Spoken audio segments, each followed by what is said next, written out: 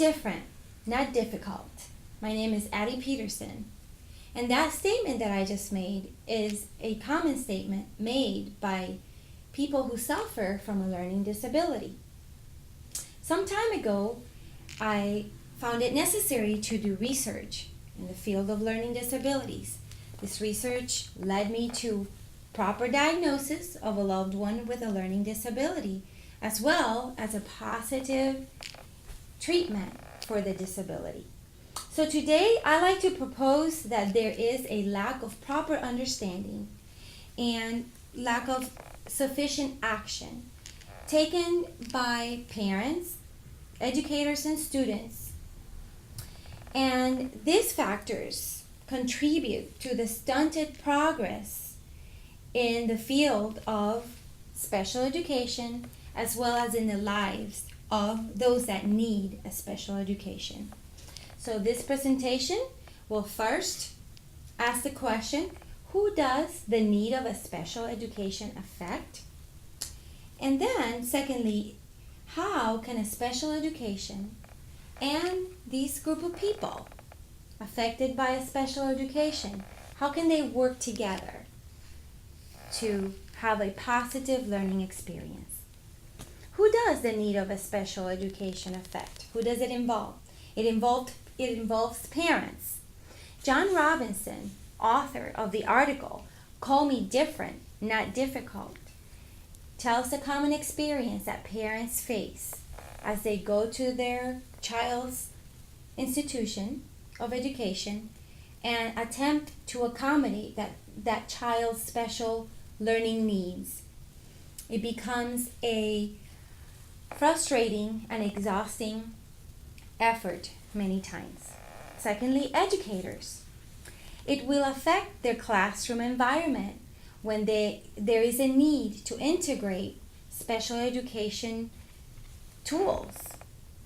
In a survey, the results were posted in a journal called Learning Disabilities Research and Practice, where 86% of the co-teachers, the ones that work with learning disabilities, stated the fact that they did refer back to the information and the data they collected through the IEP, commonly known to educators as individualized or individual educational programs.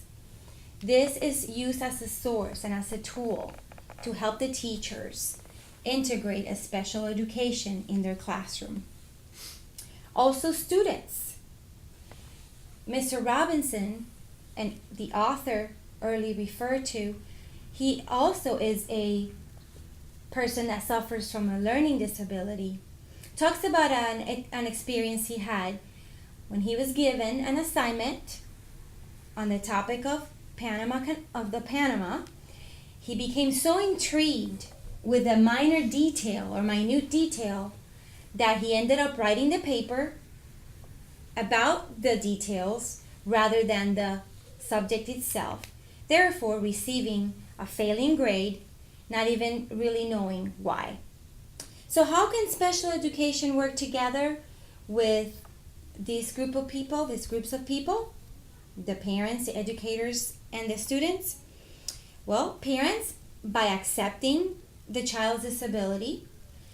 Dr. Monastra, author of Parenting the ADHD Child, gives a suggestion for the parent to list the child's expectations or their expectations of the child with the disabilities, and this will enable them to be more focused and be less frustrated. The educators, Margaret Sears quotes, "Enhancing curriculum for learners with disabilities is a daunting task initially, but it will be more beneficial and less time-consuming for the teacher than constructing a curriculum that may or may not be necessary." And then the student. The student can accept their disability, learn to define it, and as suggested by experts, Walker and Test, become efficient in self-advocacy, have developed skills that help them be their own advocates once they go to college. So in summary today, we have declared who is affected by learning disabilities, and we also discussed ways in which the same group of people, parents, educators, and students, can actively pursue proper changes. I plead with you, the parents, educators, and the students with learning disabilities, to become informed and to take proper measures of actions to halt the stunted progress in the education field and in the lives of those that are touched by a learning disability.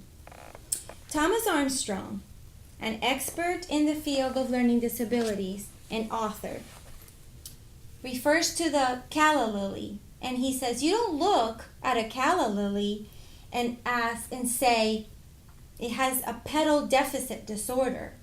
You look at it and you know it's different, but it is special.